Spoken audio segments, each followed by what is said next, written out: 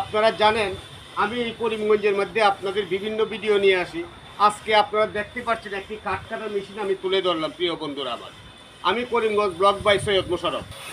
প্রিয় বন্ধুরা, আপনারা দেখতে পাচ্ছেন, এটা দেখো প্রিয় বন্ধুরা, আপনারা দেখতে পাচ্ছেন আজকে আমাদের ঐতিহ্যবাহী একটি করাত দিয়ে আজকে গাছ কাটছে।